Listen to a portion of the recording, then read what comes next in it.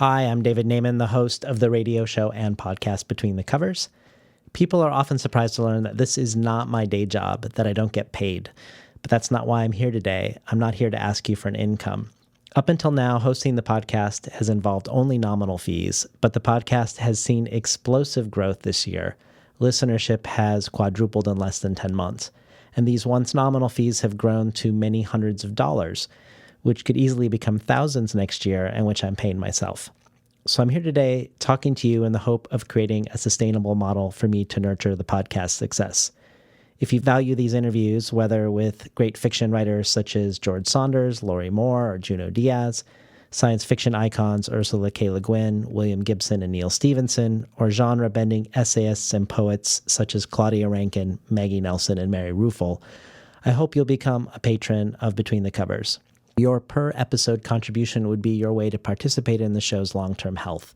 Please take a moment and either go to Patreon, patreon.com/betweenthecovers, or to davidnaiman.com/support, and give your support.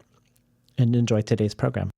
Between the Covers is brought to you in part through the support of Propeller, a magazine of books, music, art, film, and life, and its publishing imprint, Propeller Books. Visit them on the web at propellermag.com and propellerbooks.com, or on Twitter at propellermag.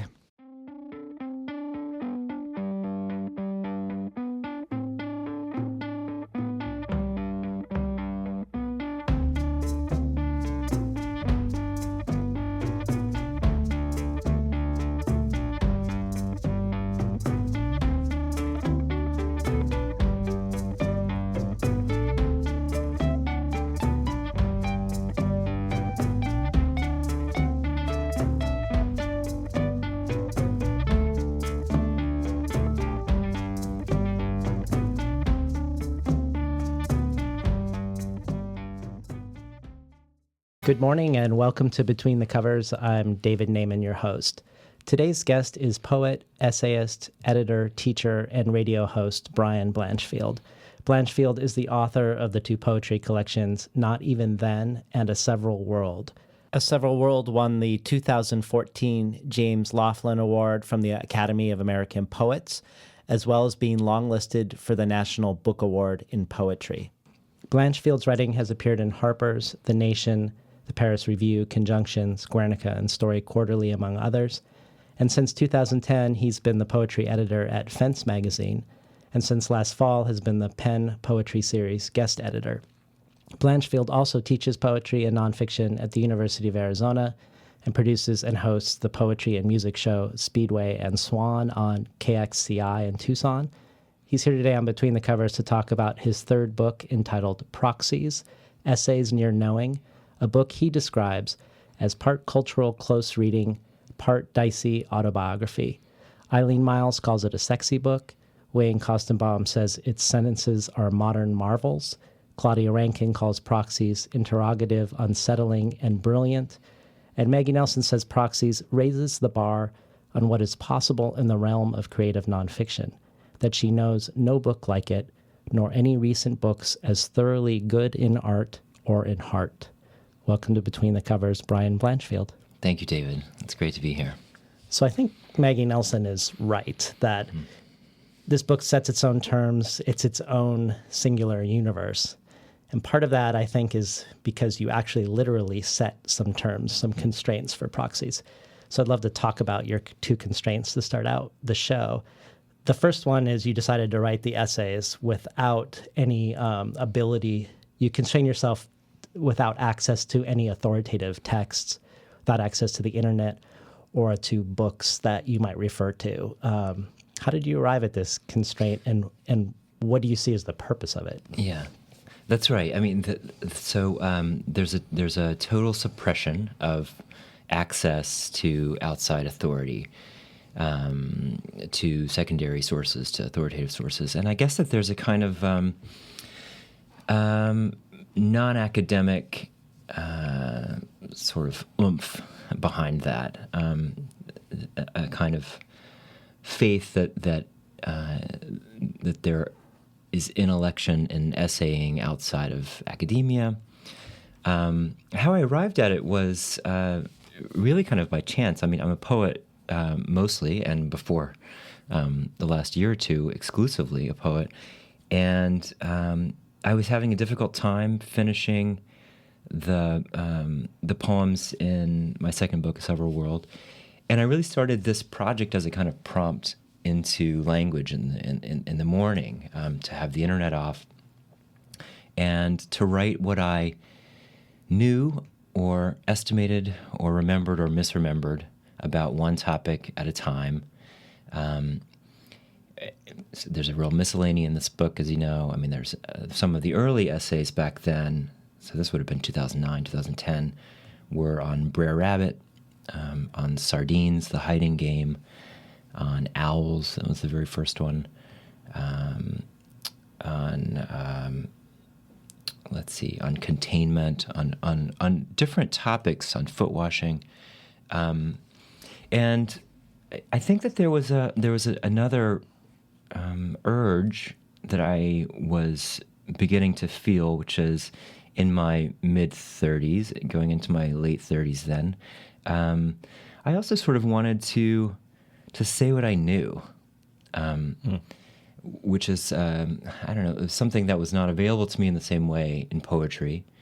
And behind that urge was a kind of, I guess, a sort of psychological, integrative urge. I wanted to say what I knew, not only as a quote, and you can't see on the radio air quotes, queer intellectual poet, but also as the son of a truck driver and a primitive Baptist from central Piedmont, North Carolina, as someone who, as a professor, has been on the margins of and absorbed by and expelled by academia over the years. I wanted to say what I knew in a number of different subject positions, which many people or some readers might perceive as unlikely subject positions. And I guess there was a kind of integrative urge that people have often in midlife. So it could well be this is a sort of version of an early midlife crisis.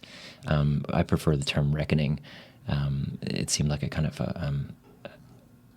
a moment for reckoning. And what do you see you have rolling endnotes at the end called corrections, where you literally correct some of the errors of memory or other errors of potentially misperception. Yeah. How do you see those rolling endnotes in relationship to this desire to tell what you know? Yeah, that's been maybe the most fun part of this book. It's called Correction. It's a 21 or 22 page rolling endnote, as you say, in which fact after fact, and as briefly as possible, with some permission for some style within it, I redress the errors that I make along the way on my own authority. I get a lot of things wrong, and I also suppose a lot and speculate a lot, and so fact after fact at the end, whether it's about what Donald Winnicott actually said about tickling, or what the actual use of the foyer was originally, or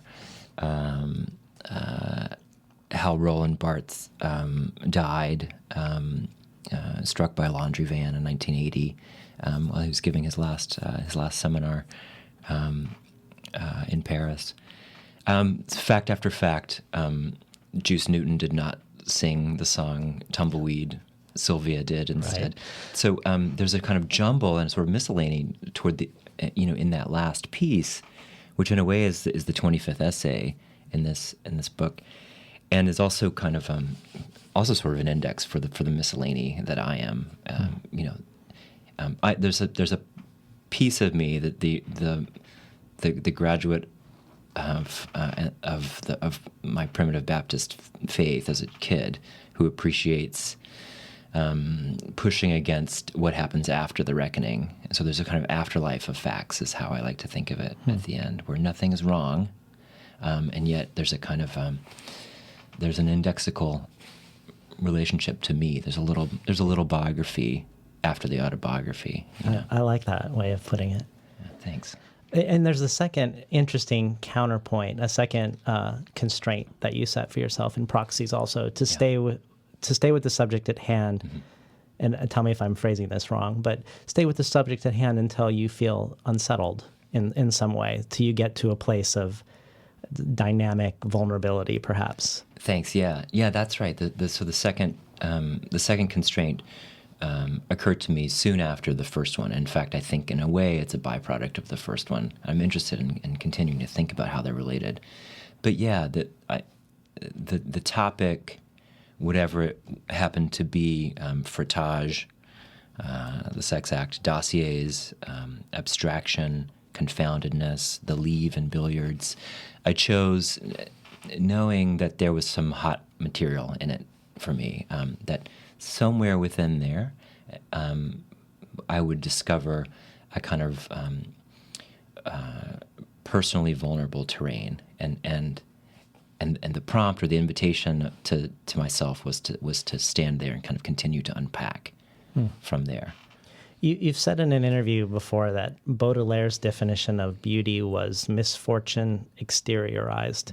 And I wondered about that in relation to the second constraint, whether maybe the destination was that sort of beauty of personal vulnerability. Yeah. Wow, that's really interesting. It makes me think of something my therapist said. She's Italian by birth and has Greek heritage, and I'm trying to think. She quoted for me her English translation of her favorite Italian translation of the Odyssey, in which at the end Odysseus returns. I think she says, "Splendid with something and failure." There's something about being splendid with. I'm botching that quote, which is really lovely. But misfortune exteriorized, as though you could visually apprehend where someone has been and what's befallen them is interesting to me in relationship to these essays. I also pictured you have these titles on Sardines, on House Sitting, but you have the same subtitle for everyone. Yeah. Permitting shame, error, and guilt, myself the single source. I imagined you sitting at a computer with that phrase like taped across the top. Is that? Yeah. The very first one of these I wrote, I was in the Los Feliz Public Library in Los Angeles, and my boyfriend and I had an argument. And I didn't storm off, but I went off for the day. I had very little money. I was using his old laptop, which I think even had a sort of dial-up sort of internet connection. And I went to the Los Feliz Library, and there wasn't Wi-Fi there anyway. And so I sat in a hard carrel, and was in a writing mood. And that's what I did. I kind of put the topic at the top of the page, and then came up with some version of this subtitle, which I didn't know was a subtitle, but would be kind of a banner, a prompt, permitting shame, error, and guilt, myself the single source, and permitting was kind of a key word in that to explore something with a permission to myself, to explore what was sensitive within that to me. Yeah. In case you just tuned in, we're talking today to Brian Blanchfield about his essay collection, Proxies, Essays Near Knowing. Is there a conversation going on with any predecessors or influences in the essay world? The ones that I thought of were mostly signified by the repetition of title. For instance, Francis Bacon or Montaigne's essays all have a similar form, like of this or of that, and here we have on this or on that. Are there any that you are that you feel like some of these constraints come from, or do you feel like they truly just arose out of your own personal experience? No. There's for sure. I mean, there was something that felt very original to that time for me in this project, but no, there's several traditions I think that I'm borrowing from. One for sure is Montaigne's, and even I would say among writers, you know, in the 250 years or so around his lifespan, Sir Thomas Browne also, and a kind of something about Browne's kind of fussy, corrective essaying in what's it called? Inquiries into Vulgar and Common Errors. Oh, that's a great title. Or Pseudodoxia Epidemica, which is a wonderful book, really stylized, in which he's, disabusing, dear reader, of a false notion that, for instance, pelicans feed their brood by nibbling, the mother pelican nibbling from her own breast and feeding the blood to the young. He disabuses that and writes little essayettes about what's true instead, and how the error has come to be, how the false knowledge has come to be.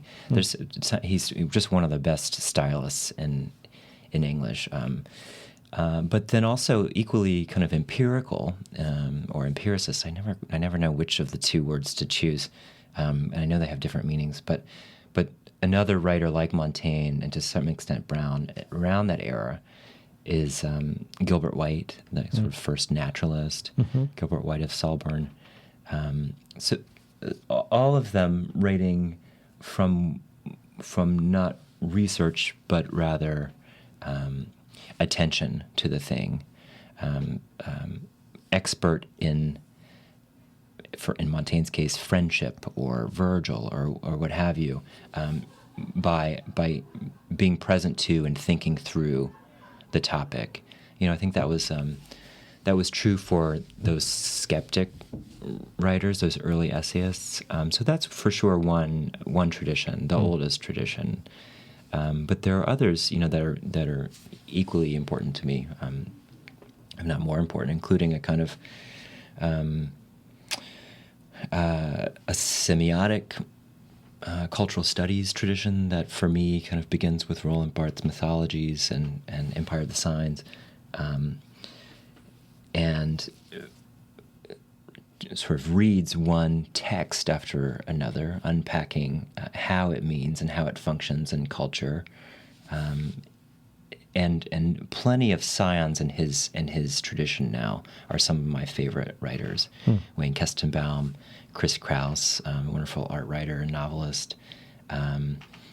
Maggie Nelson, I think, is in that tradition as well and expanding it significantly. Hilton Als, I think, White Girls and the Women. A number of Adam Phillips, to circle back to writers who use that preposition on kissing, tickling, and being bored, is one of my favorite books. And so is Alison. That's a great title. It's great. He's one of those writers who, you could choose Lauren Isley or other writers who have a discipline, a science, but who are just ingenious writers, and their expertise has little to do with their research expertise. It's really about attending to the thing at hand and thinking through it. Well, let's have our listeners hear one of the essays. We had discussed on containment. Maybe you can just do a brief introduction of what led you to write on containment. Oh, sure. Okay. If you want to, or we can just hear it without it. Yeah, maybe I won't say anything about it beforehand. Okay, great. Except that what I've learned that I like to do, I don't know if it's useful or not, is to read from the relevant portions of correction first. So Okay. I'll read the. So these are things that later on you realized were errors of sorts. That's right. These are corrections of errors that occur in that essay. So this is from the correction.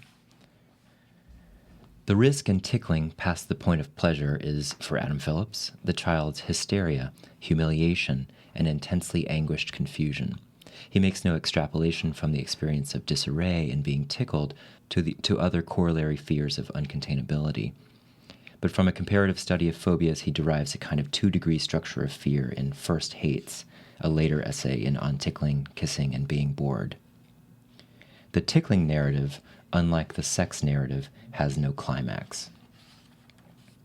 The term proprioception, likewise the term interoception, was coined by English neurophysiologist Charles Scott Sherrington in 1905. Lear, what, so young and so untender? Cordelia, so young, my lord, and true. Lear, let it be so, thy truth then be thy dower. Here I disclaim all my paternal care, propinquity, and property of blood, and as a stranger to my heart and me, hold thee from this forever. On containment, permitting shame, error, and guilt, myself the single source. A few things became clear in the moments and months after I was attacked by a dog at age 9. Within months, it was clear that my consequent fear of dogs had engaged a far greater fear. Within moments, it was clear that the dog, our dog, Sam, was my father's dog, loyal to him foremost. Sam, a mature, blue-black, purebred chow, rushed to the door one evening just as I did to meet my father, who had been away a while. My mother was in the kitchen. We had just moved back to Charlotte from Paris, Tennessee, undoing the relocation we had all made when he left Roadway to work for Transcon 9 months earlier. He was sort of at large still, out on days-long interstate truck runs and still stationed in Tennessee without us, orchestrating the sale of the life that never quite took. The tractor-trailer he parked outside shook the Charlotte house a bit. At the back door, his dog and his son had both come to welcome him, and when he appeared there, Sam turned to his rival in the tight space of the mudroom, and in a single motion, prefaced by a low growl, seized and ripped the flesh off the right side of my face, cheek to jawbone, so that in the stunned minutes thereafter both of my parents would later say they could see my clenched back teeth when my mouth was closed. Sam was banished instantly to the back lot, or retreated there ashamed, confused, and swiftly we made preparations to ride to the emergency room. Despite spilling blood and saliva where my face had been, I was numb to the pain, doing as I was instructed, completely mobile, cooperative with the towels, functioning in shock. On my father's lap, so rarely availed to me, in the passenger seat, as my mother drove, I was prevented from flipping the visor down to see the damage in the mirror, but repeated often that one desire, to see for myself what was clearly disturbing my parents, neither of them even 30 years old, it now occurs to me, the year they divorced. What was the damage was the question, yes, but also, what does it look like inside me? I could hardly contain myself. A plastic surgeon was airlifted in, and that night I had reconstructive surgery and came away sewn up with many stitches inside and outside my mouth. A phenomenal operation, everyone said. It was 1982, and with insurance then, I suppose a secretary and a truck driver could afford it. I was swollen and in bandages for weeks, a pathetic, dopey monster at school for a while, and then the wound became scar, and for the next 8 years tightened and traveled from my cheek to my chin as I grew into the face I have. There were a lot of nerve endings gathered in it, and it drives me a little crazy, distributes a sort of unsettling, illocable energy within when a lover plays with that part of my face. I feel the same about my navel. It's my recollection that the Winnicottian psychologist and essayist Adam Phillips himself extrapolates broadly from his analysis of tickling, but if not, the generality I have found so insightful is mine. Beyond any fear is a greater circumambient fear, a terror that one will be insufficiently able to hold that fear. That if the stimulus is present and ongoing, unchecked, one might fall apart, come to pieces, in her faculties disintegrate. In sustained tickling we learned, there exists an outer lip or membrane between the simpler immediate excitement of fear and the shameful and complete loss of bodily control and mental composure. That sensible, pleasurable brim of containment is what makes tickling a good study for Winnicott's concept of holding, his determination that healthy child development needs a responsible, aware, caring adult good enough to hold, to stay with, and make room for, and validate, and check a child's pleasures and fears and emotions, and acknowledge even the most confounding of them and the child's independent trials and explorations as in bounds and worth expressing and worth celebrating in their human specificity. Without such a parent, if a parent has diminished capacity or is narcissistic or in trauma or private crisis or absent altogether, protective self-sanctity is a greater necessity sooner, and the child's retention of control, for instance, can be acute and maladaptive and difficult to reverse. On into my 20s, I can remember struggling to destroy a kind of metaphysical conviction that disclosure was the enemy of integrity. Proprioception, the term Charles Olson made famous for poetry, is the sense of the body's orientation and balance and weighted proportion of its parts. Knowing I face forward is proprioceptive. Interoception is the sense one has of what is inside him. If I have pain in my urethra from dehydration, or if my heart skips a beat, it is interoceptive sensitivity that detects it.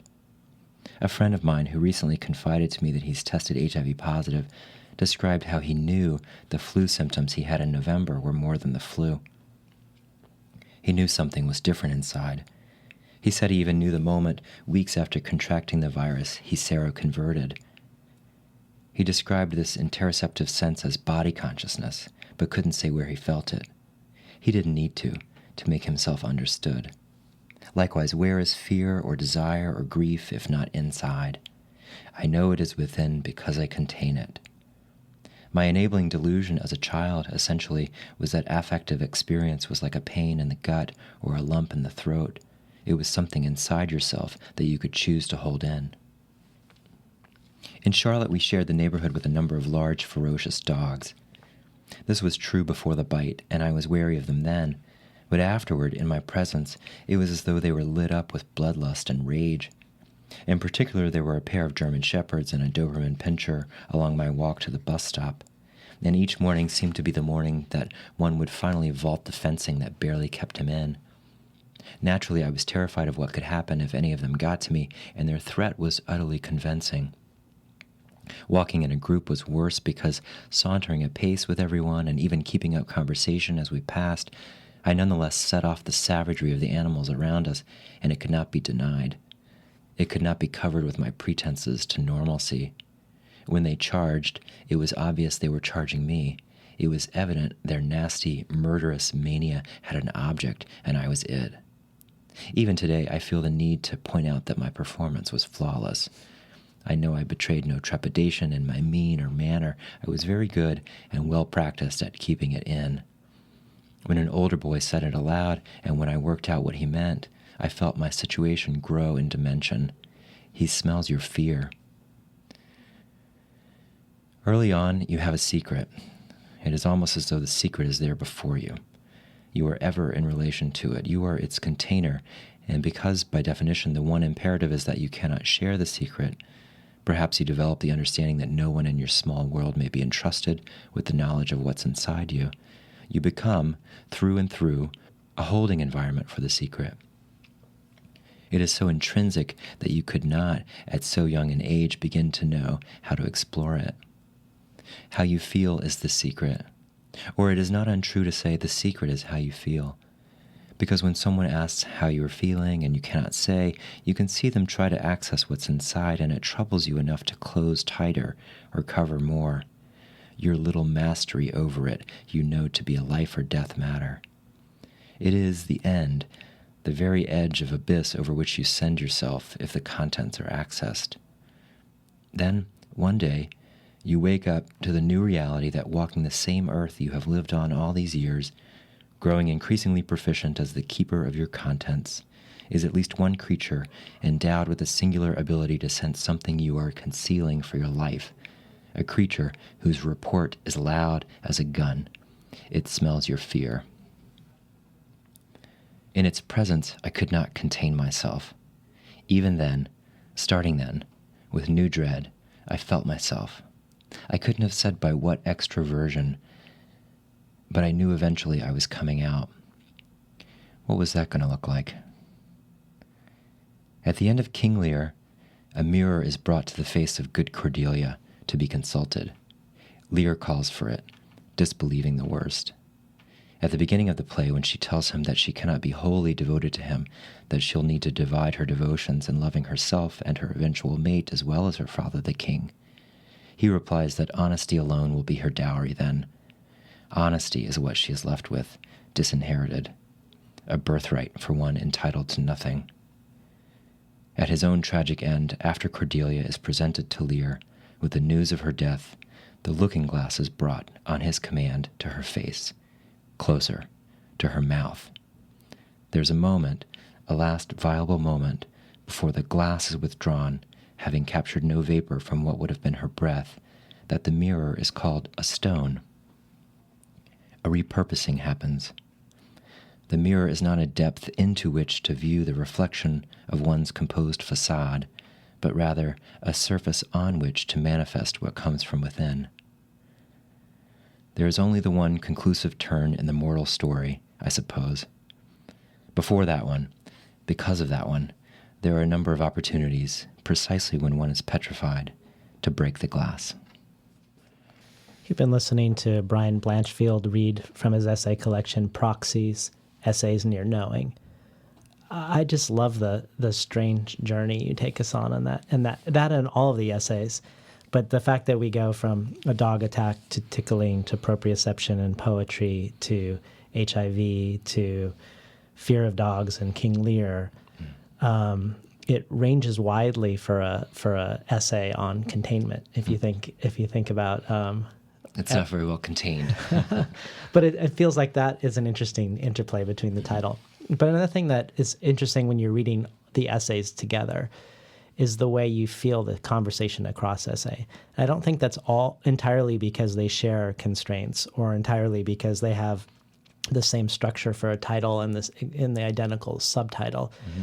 There's also the repetition of us getting little pieces of you, something about your travails in trying to get a teaching position, mm-hmm. or in something around your poetry career or around queer identity, mm-hmm. or about your family. And every time we notice another little piece. It's interesting that when we come to a question like in containment, you have the two questions: what is the damage and what does it look like inside of me? And when you arrive at those questions, having read other essays, those questions feel like they're not contained in on containment. I can ask those questions about you around your teaching position, search for teaching positions, or around your queer identity in relationship to your parents. They feel like and then those questions then echo forward as mm-hmm. we progress through mm-hmm. the essay collection mm-hmm. too. That's great. That pleases me. One of the things I feel like I was doing with this book was teaching myself narrative, teaching myself nonfiction narrative, and even kind of ethics of temporality in a book. So each of these essays retains the present tense of its own ambient situation when I wrote it. I guess that's true. In other words, for instance, my stepfather is alive in the essay on foot washing, and I don't go back later and revise that to anticipate that he will die in the course of this book. So in a way, one of the things that was sort of most moving to me in writing this book was, I guess, the experience of having the temporality of 3.5 or 4 years in which things happened to me. So I couldn't have predicted at the outset which 24 topics I would choose, and especially where they would send me and what work there was within them for me to do.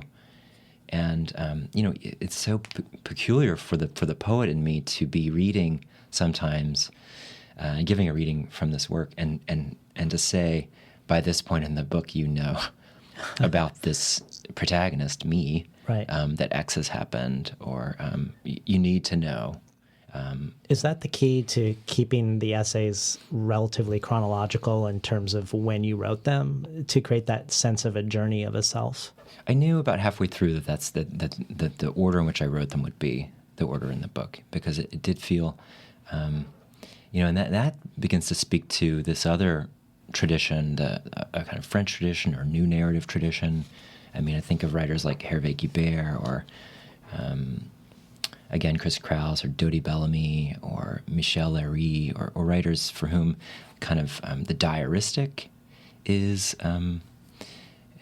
sort of subtending the book. I mean, we feel like we're turning the pages and turning days as they progress. I mean, there are other traditions and other writers who do that, but those are the guys I think about. Well, you mentioned that part of this was teaching yourself to write narrative, and it made me curious about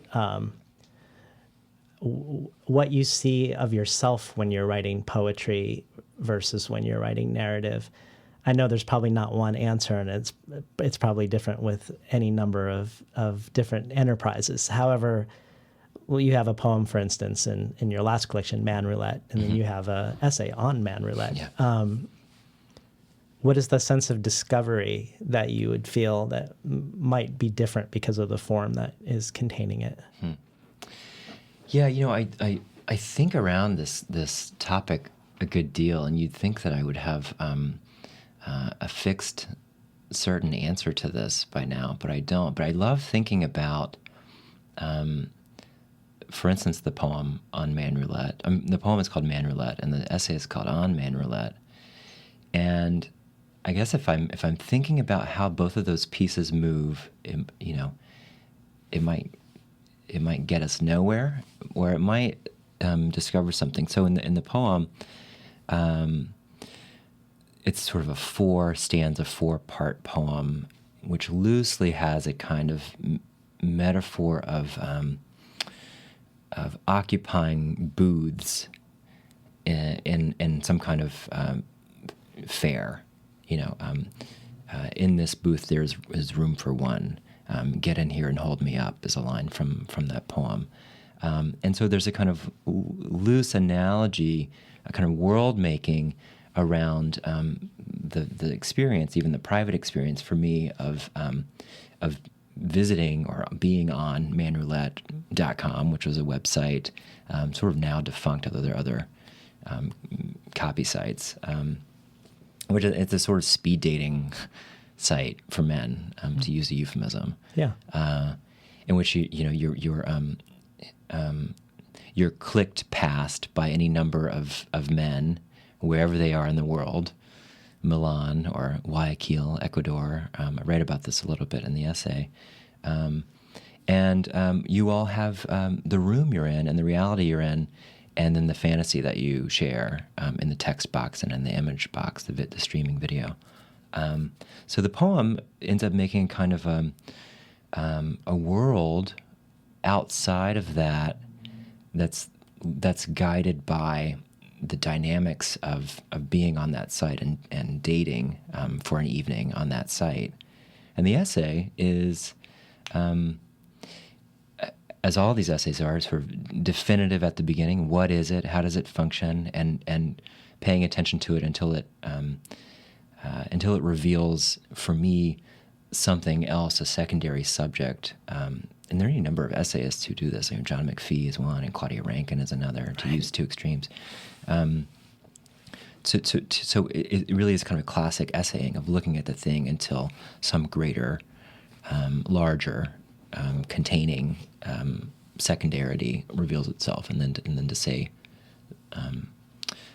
to be kind of naked and vulnerable in that arena. So they're two different processes and two different kinds of discovery. Yeah. The poem is discovering the sort of rules of its own world as it goes, and creating that, and not being fixed about that until very close to the end of the composition process. And the essay is discovering what else is behind this sign or this phenomenon for me. Well, for saying that you hadn't thought about it You did. I was just thinking about it. Yeah. Yeah, that was pretty good. Speaking of all of this, you say in the introduction that the essays might correspond to what you might call a self, but that they're not the same thing, and that the book is braver than you are. What does that mean? Or tell us a little bit about that sentiment. Yeah, I think that I wrote that in the little prefatory note to speak behind the title, Proxies, a little bit. That wasn't always the title of this book, and when I hit on it, there's something about it that clicked for me. I like the false neologism of it. Proxies is a word with very specific meanings, and in 2016, highly specific meanings, in military meanings and in political spheres. But I kind of liked it as a kind of diminutive form of approximation, and even we also mentioned that proxy in science has a different meaning than it does that in common usage. That it has to do with an allowance for imprecision. Exactly. Yeah, you study something that's more available to you, rather than the subject that you actually want to get data from, because it can be a proxy for that harder to reach subject. So is the book a proxy for this self, a Brian Blanchfield, and through the reckoning is braver than the living? I think that's a sound apothegm there. Yeah, no, that's right. So proxies are not only approximations of the thing, foot washing in the leave, or the near term, or the understory, but then also sort of these deputy sentries. That's how I kind of came to think about it. Who the author, me, sends out sort of ahead of myself, to kind of explore areas that I might not otherwise explore. And the braver than me part is just that. I mean, honestly, dispositionally, I'm a circumspect, furtive, shy person. And these essays are, especially some of them, are revealing and candid, even kind of radically candid about sex and sexuality, about, for instance, hiring practices in academia. Yeah. Well, let me ask you about that, and revelation, because there were two journeys that we go on in Proxies that felt, I don't know if I can articulate why they felt linked, but I'm curious if they feel linked to you. And one is that of becoming a writer and a teacher of writing, and the other is coming out. They feel linked, and then they're explicitly linked at one point. With the first time you come out to a group of people is actually through reading a poem. That's right. To the group. So do they feel linked in some way to you? I mean, obviously they do because they're you, but otherwise, do they? Does coming to be a writer and also a teacher of writing have a relationship to coming out and being openly gay? And yeah, because you talk about not now and not yet, and in the contingencies of queer life, that also felt like it resonated with this tenuous life of a teacher of poetry in a corporate capitalist society, and the ways in which things are not on course in the same way that you would think in a heterosexual society and a corporate capitalist society. There felt like resonances in this book to me around both. That's great. Yeah, that essay that you're quoting from there on frottage, which was excerpted in Harper's, about half of it published there, and the other half that wasn't published in the magazine. There's a fair amount of thinking about. So that essay is, like others, a kind of definitive essay about the sex act. It also then gets me to talk about being in New York in the late 90s and also growing up under the specter of HIV/AIDS, the sort of sex that some men and a fair number of women were having then. But then also about queer community, and that's the portion that you're talking about. I'm paraphrasing in that Jose Munoz's Cruising Utopia, which is a wonderful book, which he kind of lays out a theory of queer time, queer temporality, as being never instantiated in the here and now, but always not yet and not now.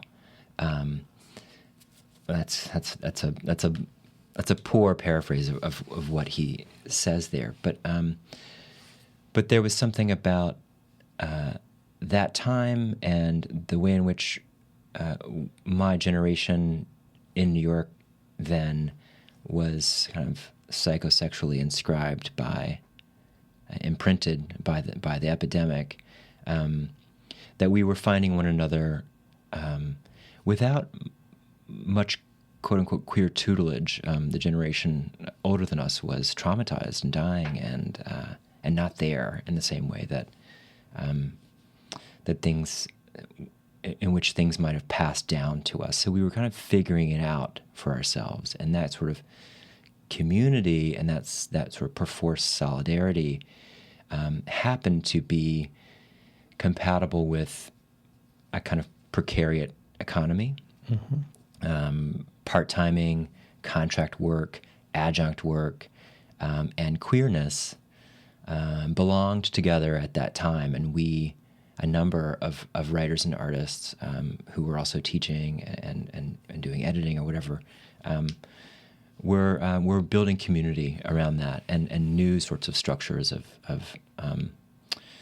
a family and community. Yeah, so those two things are linked for me in the world, and I guess the dynamics of coming out and also and being a writer are linked, but that's a longer kind of that takes me longer to access. I mean, I wasn't sure if I was only an hour show. Reaching for that or whether that was there in the text. It's in there, yeah. Huh. I don't know if this was a taboo for you, but I'd imagine it's a taboo for some readers. The amount you very plainly expose, like how much you earn in a year in some of these jobs as a poetry teacher, or all of the horrible machinations around trying to get a teaching position in detail, in a way that feels a little electric and edgy. Yeah, that's good. I mean, I do. I feel like of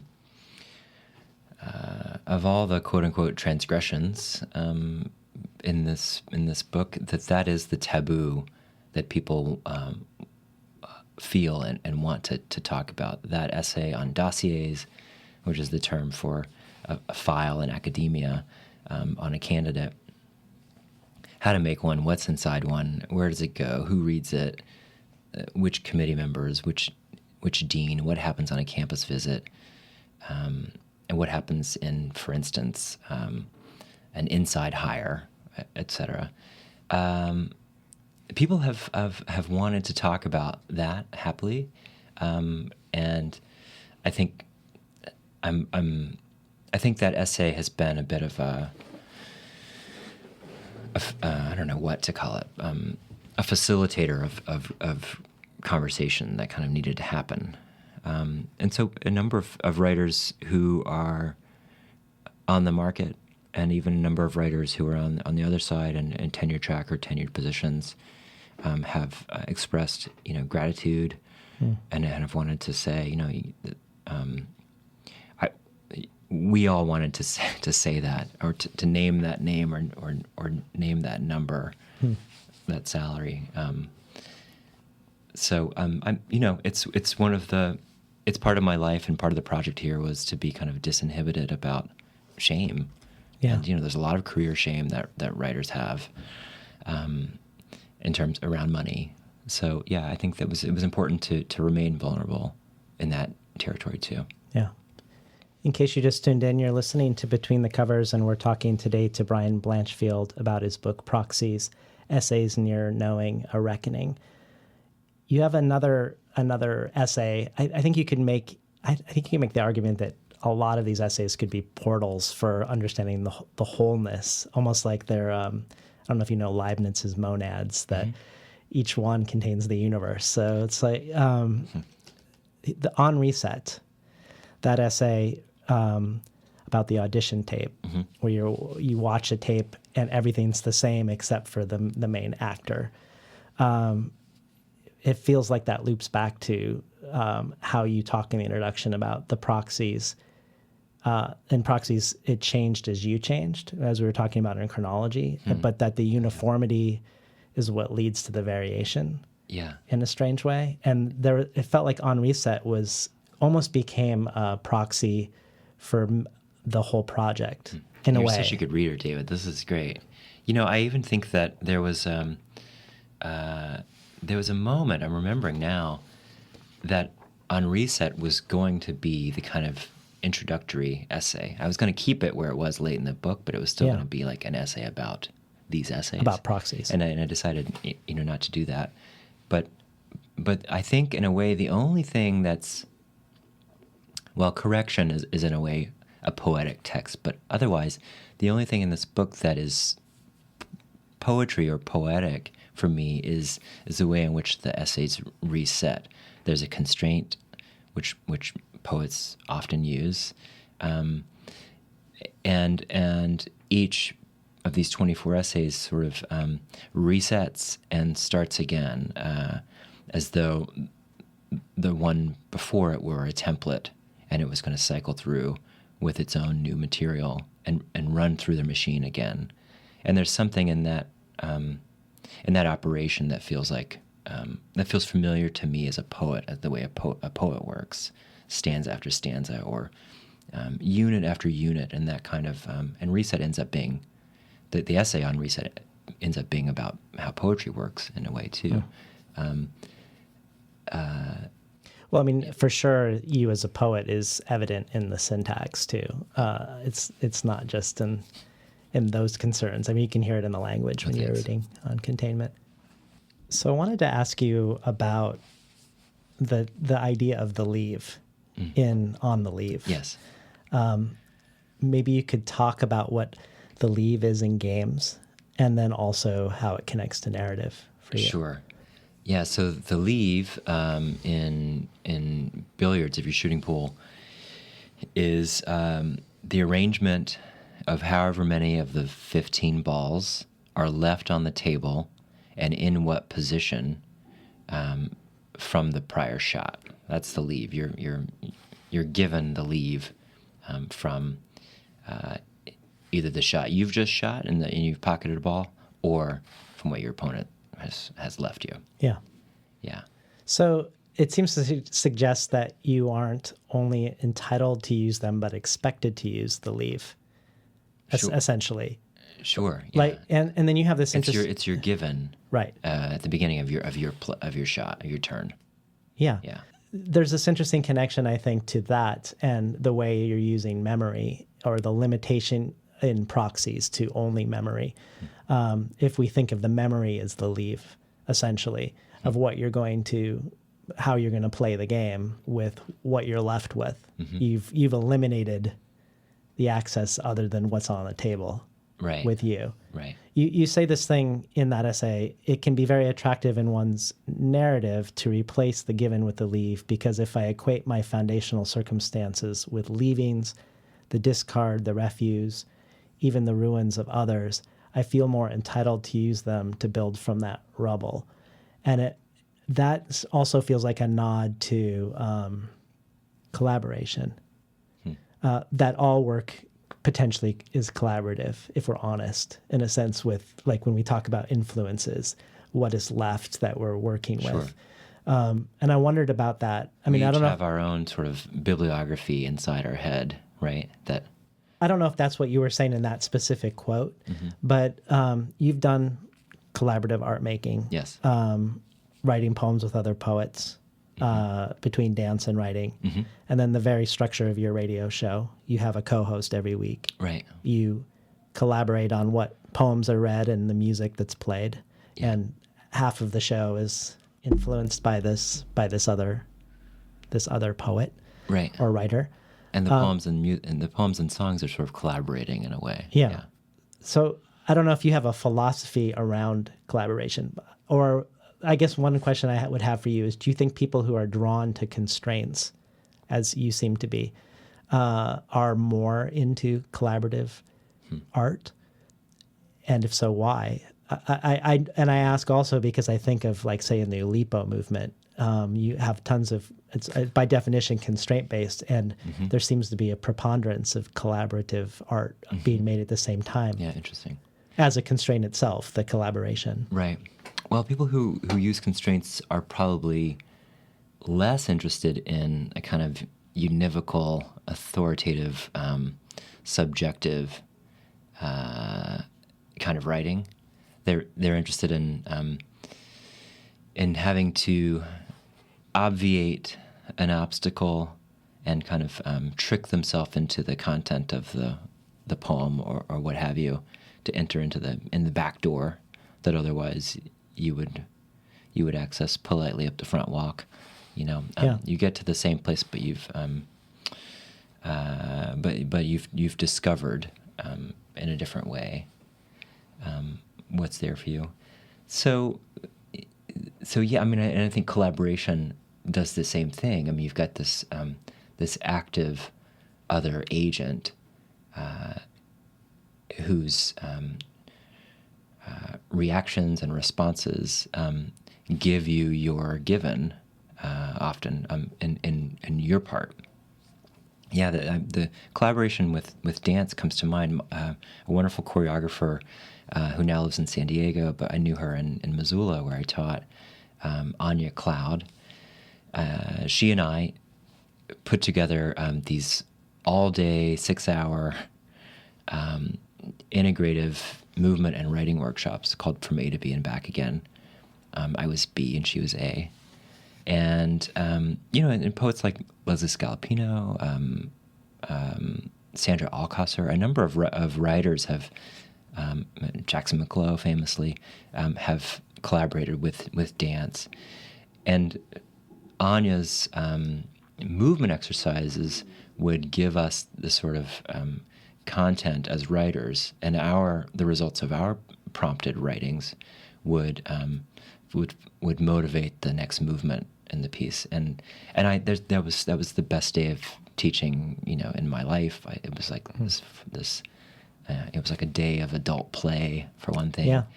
But it also it kept discovering itself, and it was really exhilarating. And that was, if you have a collaborator that you really trust, it really is a process of discovery that you couldn't do on your own. You couldn't cultivate on your own. You have a word in Proxies and also in your last poetry collection that I had to look up, eleity. And it seems to be related to reciprocity, if not collaboration. Could you talk about what eleity is? Oh, boy. I mean, if you can, I don't want to put you on the spot, but yeah, it's a word I like because it's a beautiful word. I guess it's so. It is. It means itness or he-ness. It's like the masculine pronoun in French, il, a sort of the noun form of that, and I believe I'm going to look this up. So I have it here, actually. I think it's at least what I looked up. It said signifies the impossibility of initially pronouncing a vow in some kind of reciprocity with the other person. Oh, interesting. I mean, I have the word from Emmanuel Levinas, and I think he meant by itness, by eleity, a kind of position of thirdness or even God. Is this at all related? You've said in multiple interviews that we is not the plural of I, and I wondered what you meant by that. I can project myself into that and come up with my own meaning, but I wondered about that phrase for you. I don't know if it's related, and I didn't say that phrase. Someone else, I don't know whom to quote, but I loved this little aphorism. which is true, grammatically, and also true ethically. So whenever you're speaking, especially in literature and in poetry in particular, there's a kind of obnoxious, unanimous we. We lost a really great poet last week. Oh, we did? Who are we? What do you mean? Right. To move from the first person pronoun of direct experience to the we collective shouldn't ever be just multiplying yourself, as though we many are copies of I. Right. Yeah. I don't know if it's related. I think probably not. When Levinas uses that term, I think he's often saying that, like in French, il y a, there is, and also in German, es gibt, it gives. Those are both ways to say there is or there are. I mean, it's like there is snow on the ground. Il y a neige. So there's a way in which there's a kind of giver of those givens, and who is that? That's eleity. That's the God. That's whatever thirdness there is. Yeah. No, that makes sense. So you derive it from the grammar. Well, if you're open to reading another piece, I'd love to. Let's have you do On Foot Washing, since it is about reciprocity in a way. Sure. Yeah. On foot washing, permitting shame, error, and guilt, myself the single source. Foot washing is a sacrament in Protestant orders that understand the Bible as the Word of God, including the Old Particular Baptists and the Primitive Baptists, especially in the Piedmont and Appalachian regions from Pennsylvania to Georgia. In the Primitive Baptist churches I grew up in, the ritual was part of an annual communion. After a short sermon or reading from Scripture, I think there's a story in which Christ humbles himself to wash the feet even of the apostles who would soon betray him, and enjoins others to such humility. The members of the church would rise to sing hymns, called out by title or hymnal page number, and a procession would begin in an orderly fashion such that, sister with sister and brother with brother, a pair would form, and a wash basin would be chosen to fill with warm water. With 2 small white towels, the partners would sit on and kneel before the front pew and alternate soaping and rinsing the feet of the other. It was touching to watch an elder and a younger man exchange the service, lean and muscular, gnarly and horned. Maybe 10 basins were in use at a time, and everyone else kept up the singing while the pair worked silently. I sang the lyrics of Palms of Victory or Come Unto Me, watching every grimace and blush on my mother's face with her slender feet in the old woman's hands the last time. A 13-year-old knows his single mother's foot, and 8.5 narrow. Back when a naturalizer salesman would bring his shoehorn and ramp stool over to straddle his customer's fitting. To wash one's feet independent of the rest of the body, and even to wash the feet of others, was not an unusual act in the time and place Jesus Christ lived, in an economy of hospitality, Greek in origin. He and his friends wore sandals, of course, and customarily the feet were the most unclean part of anyone entering a home, particularly travelers. Was that the function of the first foyer, the anteroom? Odysseus, dressed as the beggar back at Ithaca, was recognized by the scar in his leg when the old nurse was cleaning his feet. A warm foot bath was a welcome, and for a friend to give one to a fellow friend was perhaps a tenderness. Reciprocity was at the heart of it. Not to return the favor was to upset a balance. It may well be that originally the shoe was on the other foot when an erstwhile guest held his former hosts upon repayment of a visit. Somewhere Guy Davenport must have an annotated bibliography on the topic, tracking it homosocially through art and literature. In Greek drama, it was even more honorable to wash a horrible foot, a putrid foot. In Philoctetes, the ogre has been exiled on his island on account of a deception rooted in foot disgust. His fellow sailors led their wounded, festering compatriot ashore and sneaked back to the boat slip without him, unable any longer to abide the smell of his rank, diseased, accursed foot. But the play concerns a second deception in which a young honorable man is enlisted by Odysseus to gain Philoctetes' trust, to hear his laments and sympathize, to enter his cave and tolerate the stench, and then snatch the ogre's magic bow when he is seized again predictably by foot pain. Because the young man's sympathy is real, his guile is tested. Nonetheless, he executes the plan and procures the treasured bow for Odysseus in the wings. It is for Philoctetes as though the first betrayal was reopened. Whatever psychic detachment from his own extremity he had managed is annihilated. His relationship with his own living rot, we know then, will only grow more shameful. And Odysseus, elsewhere the revenant hero, Messiah incognito, is here a craven opportunist, whose villainy, equally, is detachment from shame.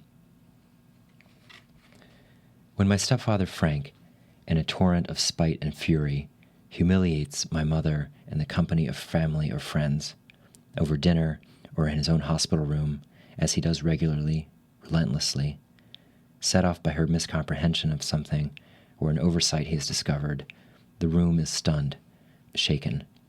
There is nothing like it. Mortification is arresting for everyone present. However nefarious or admirable his other dealings may have been, the great disgrace of his life will have been his terrorism of the one devoted to him. The lasting shame of mine was enduring it by detaching from it. I left when I was 17, 5 years into their marriage, and I visit as seldom as I feel I can. Frank has had, for 5 or 6 years now, a chronic wound on the sole of his right foot, a condition not uncommon to advanced type 2 diabetics like himself. Bones in his feet are gradually crumbling and splaying, and abrasions form, Charcot syndrome. Because of the related impaired circulation and complete localized nerve loss, there is no pain, but there is constant danger of necrosis and toxic shock. The wound on his sole has intermittently wept and cracked and granulated for years, but never closed, despite a number of stimulative water and pressure and debridement treatments, and its inability to heal is the single reason he has been prohibited the kidney transplant for which he arranged a donor long ago, but for which he would need to be infection-free during post-operative immunosuppression therapy. The aperture of his wound has varied from dime to half-dollar size, and I have seen it 3 or 4 inches deep. Even then, it was frightfully clean, like a throat. My mother cleans it. Every evening, after dinner, after the dishes. She has a kit, a kind of carpet bag with gloves and sprays and brushes and ointments and individually wrapped antiseptic wipes. He lifts his heavy leg to the butcher block table in their kitchen, and her movements are quicker and rougher than you might imagine, though her concentration is intense. She wipes the gullet of it and the rim. She gets it to granulate. After 25 years of marriage, she knows this part of his body best. He hasn't ever really seen it. Often, during, feeling nothing, he watches television. You've been listening to Brian Blanchfield read from Proxies. You, in a conversation with Eileen Myles, have a conversation about when to exit a poem. And she talks about how she likens it to going to a party and leaving at the first thought of leaving, not lingering to see whether you should still stay, but at the first even possibility that you might want to leave. That's when you leave a poem. Yeah. And that's when you leave a party. And Somebody just told me that was the Irish exit. Is it? Yeah, I don't know. But that's without goodbye. I was wondering how you know when these essays are done. If you felt like there was a feeling or a place that you arrive at. Yeah, for sure. It's not any sense of having comprehensively treated the topic. I don't think any of these essays are comprehensive examinations of their subject matter. I think it's a feel. I think each one is attuned to a different sort of finality or break at the end. This particular essay felt like it needed to end still in the narrative of that little episode and not recur to any tuning the material earlier, that would have been that would have lessened the impact, and it would not have it wouldn't have arrived in the same way for me. She also talks about literary family making, and I'm just going to use that as an awkward segue to doing a plug for your radio show, because I'm super addicted to Speedway and Swan. And it feels like this great act of literary family making, both learning about a new poet that you co-host with, but then all of those poets, old and new, that you guys read on that show. It's incredible. Thank you. And I think everybody should listen to the show, Speedway and Swan. Speedway and Swan. Yeah. Well, thanks a lot, David. Yeah. I like thinking of it as a kind of ever expanding family. I give the guest co-host a kind of prompt to bring in 5 or 10 poems that matter to him or her, from any era, old or new, any style. And then I bring in things from the new shelves at the Poetry Center where I work at the University of Arizona, and then we drop in music in between. Yeah, with some great weird songs like the Persuasion singing the Grateful Dead, or like Richard Thompson singing Britney Spears. Oh, that's so good.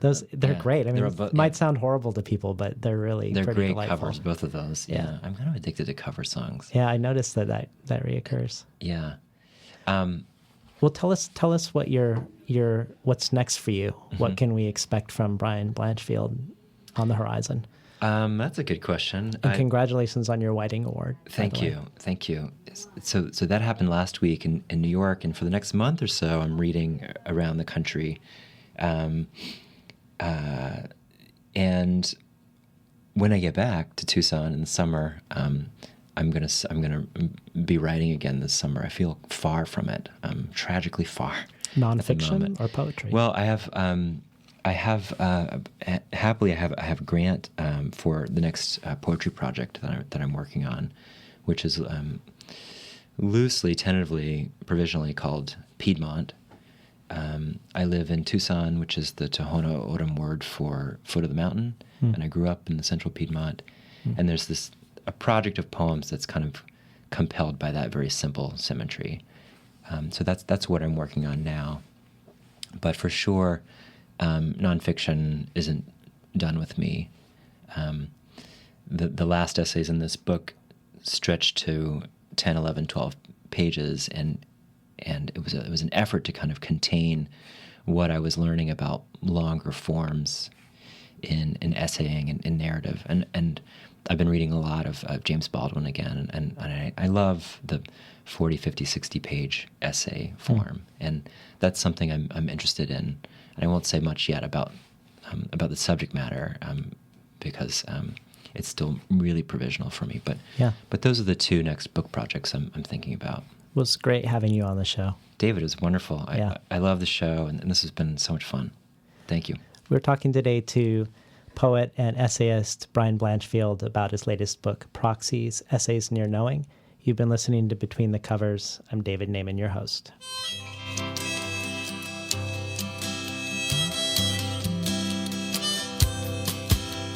Today's program was recorded at the studios of KBOO, volunteer-powered, non-commercial, listener-sponsored, full-strength community radio from Portland, Oregon, found at kboo.fm. If you enjoyed today's program, consider supporting the show by going to patreon.com/betweenthecovers. And also while you're there, check out the growing archive of bonus material available. Thanks for listening.